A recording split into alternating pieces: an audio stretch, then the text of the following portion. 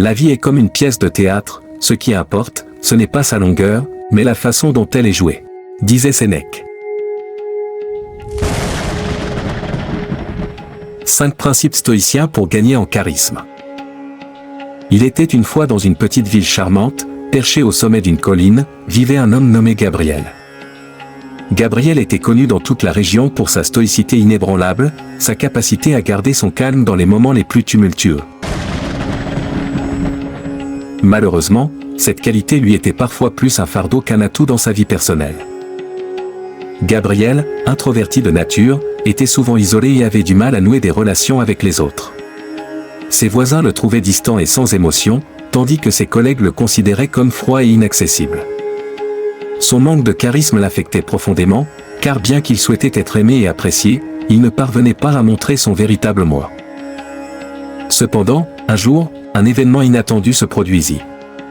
Gabriel apprit qu'une entreprise sans scrupules était en train d'acheter des terrains autour de sa petite ville, dans le but de les détruire pour y construire une grande usine polluante. Les habitants étaient furieux, mais ils ne savaient pas comment lutter contre ce géant de l'industrie. Conscient de la gravité de la situation, Gabriel sut qu'il devait agir. Il commença à étudier tout ce qu'il pouvait sur la persuasion et le charisme. Il apprit l'art de la communication non verbale, développa son langage corporel et se plongea dans des livres sur le leadership et la persuasion. Il comprit alors que son calme et sa stoïcité naturelle pouvaient en fait être des atouts précieux pour influencer les autres. Armé de ces nouvelles connaissances, Gabriel commença à s'investir dans la communauté. Il assista à des réunions locales, prit la parole lors des assemblées municipales et organisa des manifestations pour sensibiliser les habitants à la gravité de la situation.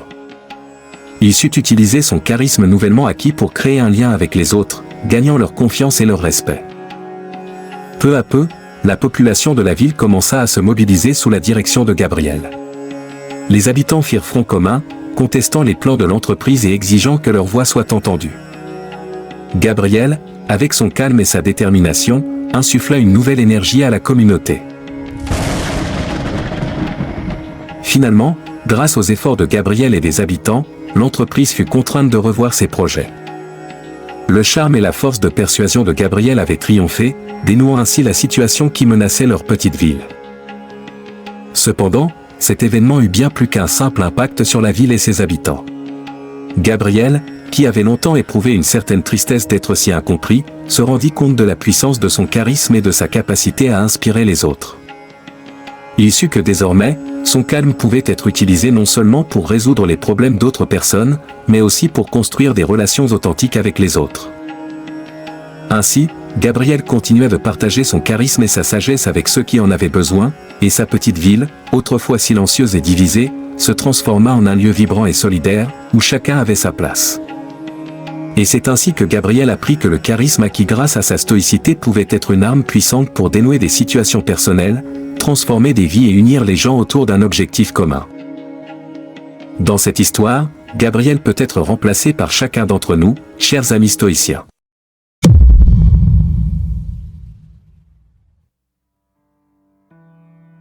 Il y a en nous les aptitudes nécessaires pour développer notre charisme et en profiter pleinement. Nous allons ensemble voir 5 principes stoïciens à appliquer, et qui nous aideront nous aussi à déployer notre charisme en toutes circonstances. Et n'hésitez pas à vous abonner et à activer la cloche de notification pour ne rien manquer de nos publications. 5 puissants principes stoïciens pour gagner en charisme. Bonjour chers amis stoïciens, et bienvenue sur notre chaîne. Explorons à présent les 5 principes stoïciens à appliquer, et qui nous aideront nous aussi à déployer notre charisme en toutes circonstances. Gabriel, dans cette histoire, a fait preuve de plusieurs principes stoïciens, que nous voyons maintenant. Principe 1. La maîtrise de soi. Gabriel a pu maintenir son calme et sa stoïcité face à des situations tumultueuses, ce qui lui a permis de prendre des décisions réfléchies et efficaces.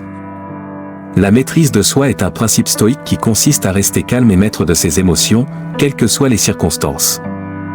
Cela implique de ne pas se laisser emporter par la colère, la peur ou l'anxiété, et de garder l'esprit clair pour prendre des décisions éclairées et efficaces.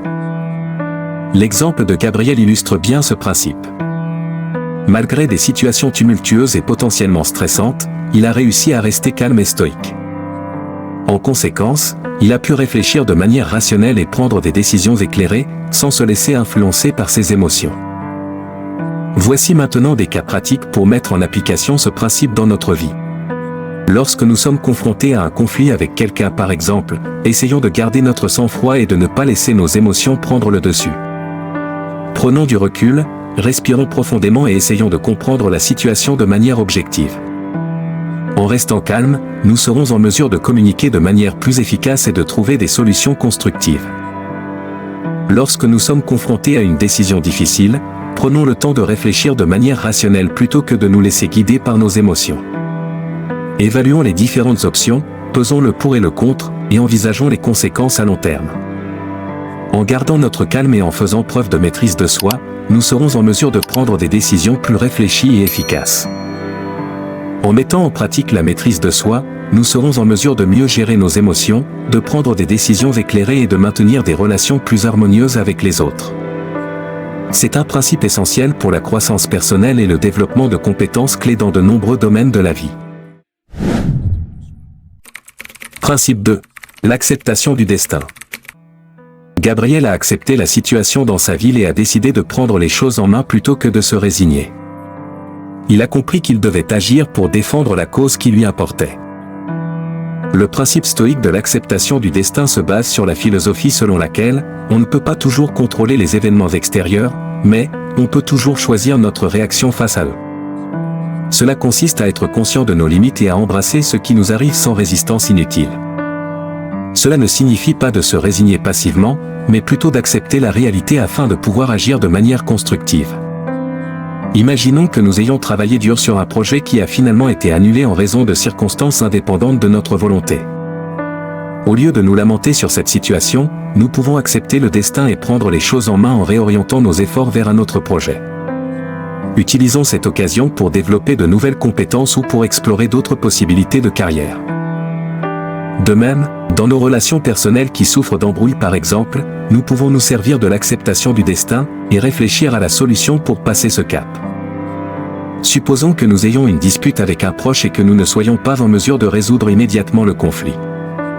Au lieu de nous accrocher à la colère ou au ressentiment, pratiquons l'acceptation du destin en reconnaissant que nous ne pouvons pas changer le comportement de l'autre personne. À la place, concentrons-nous sur ce que nous pouvons contrôler, comme notre propre attitude et notre manière de communiquer. Nous pouvons apaiser la situation en restant ouverts au dialogue et en cherchant des compromis. En appliquant le principe stoïque de l'acceptation du destin, nous pouvons apprendre à gérer les situations imprévues avec calme et sagesse. Cela nous permettra de nous concentrer sur les aspects de notre vie que nous pouvons réellement influencer, tout en restant ouverts aux opportunités de croissance et de développement personnel. Principe 3. La concentration sur ce qui est en notre contrôle. Gabriel s'est concentré sur ce qui était en son pouvoir d'influencer, c'est-à-dire sa façon de communiquer et de persuader les autres. Il a mis de côté ce qui était hors de son contrôle, comme les actions de l'entreprise. Le principe stoïque de la concentration sur ce qui est en notre contrôle est centré sur l'idée que nous ne devrions pas être préoccupés par des choses au-delà de notre sphère d'influence, mais plutôt, nous concentrer sur ce que nous pouvons réellement contrôler. L'exemple de Gabriel illustre ce principe.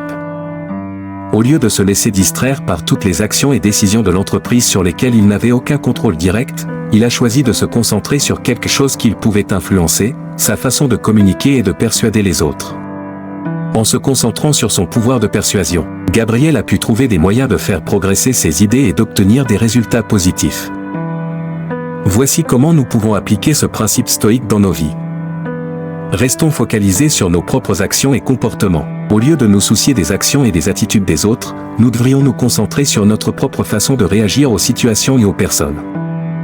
Par exemple, au lieu de s'inquiéter de la manière dont nos collègues de travail se comportent, nous pouvons nous concentrer sur notre propre travail et sur la manière dont nous pouvons améliorer notre propre productivité et notre efficacité. Acceptons les circonstances que nous ne pouvons pas changer. Nous devons comprendre que certaines choses sont hors de notre contrôle et accepter cela. Par exemple, si nous sommes pris dans un embouteillage, nous ne pouvons pas changer la situation, mais nous pouvons contrôler notre réaction en restant calme et en trouvant des moyens de rendre notre temps d'attente plus agréable, comme en écoutant de la musique ou en écoutant des podcasts intéressants. En appliquant ces exemples, nous pourrons développer une plus grande maîtrise de nous-mêmes et nous concentrer sur ce qui est réellement en notre contrôle, ce qui peut améliorer notre bien-être et notre capacité à faire face aux défis de la vie. Principe 4. La bienveillance envers les autres. Gabriel a utilisé son charisme et sa sagesse non seulement pour résoudre le problème de sa ville, mais aussi pour inspirer et aider les autres. Il a partagé son expérience et ses connaissances pour construire des relations authentiques. Le principe stoïque de la bienveillance envers les autres se réfère à l'idée de traiter les autres avec compassion, gentillesse et respect. Cela implique d'être attentif aux besoins des autres, de leur offrir du soutien et de l'encouragement, et de contribuer à leur développement personnel. Voici comment nous pouvons appliquer ce principe stoïque dans nos vies. L'écoute active. Lorsque nous interagissons avec les autres, nous pouvons pratiquer la bienveillance envers eux en utilisant l'écoute active. Cela signifie être attentif à ce qu'ils disent, en faisant preuve d'empathie et en posant des questions pour mieux comprendre leur point de vue et leurs expériences.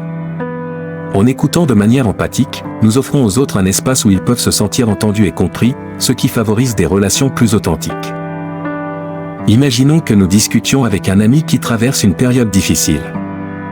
Au lieu de simplement donner des conseils ou de partager nos propres expériences, nous décidons de pratiquer l'écoute active. Nous écoutons attentivement ce qu'il nous dit, nous lui posons des questions pour approfondir sa situation et nous lui montrons que nous sommes là pour lui. En pratiquant la bienveillance de cette manière, nous créons un espace sécurisé où il se sent écouté et soutenu. Partageons nos connaissances. Un autre moyen de mettre en pratique la bienveillance envers les autres est de partager nos connaissances et notre expérience pour les aider à se développer.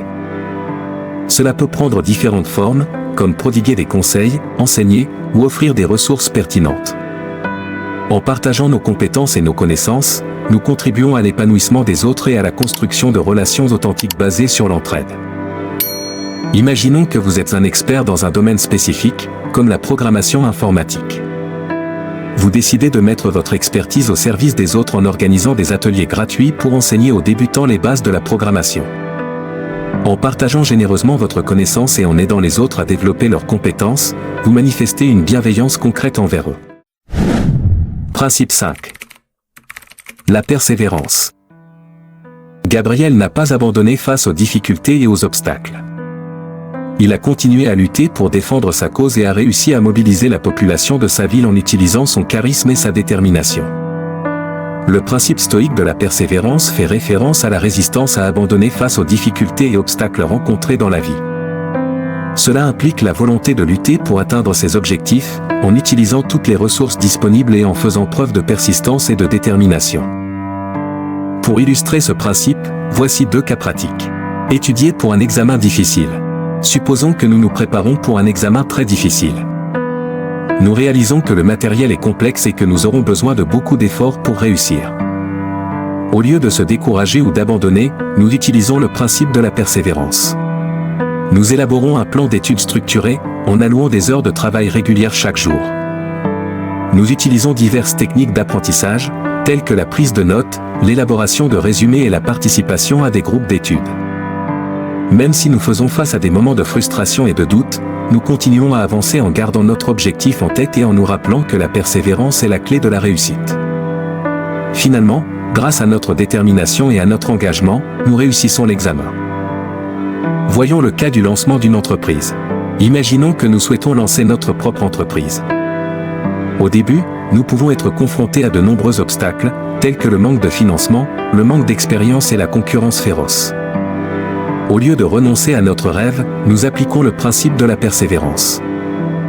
Nous commençons par élaborer un plan d'affaires solide, en identifiant les risques potentiels et les opportunités. Nous ne laissons pas les premiers échecs nous décourager, mais nous les utiliser comme une chance d'apprentissage et d'amélioration.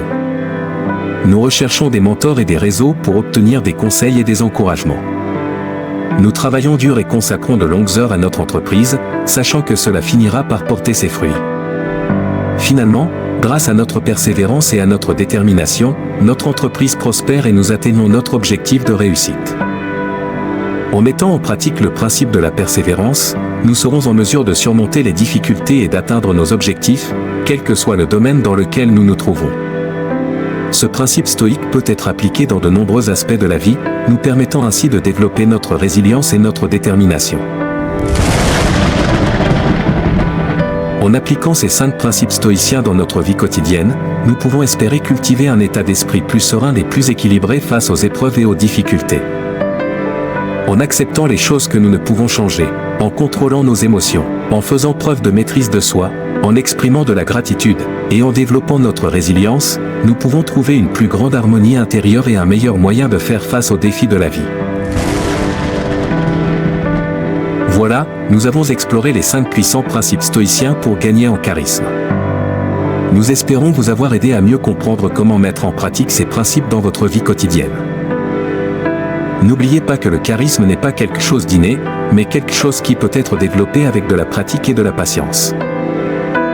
Mettez ces principes en action, et vous verrez votre charisme s'épanouir. Si vous avez aimé cette vidéo, n'hésitez pas à la laisser un pouce bleu et à la partager avec vos amis. Merci de nous avoir rejoints aujourd'hui, et nous vous disons à bientôt pour de nouvelles aventures stoïciennes. Restez sereins, mes amis.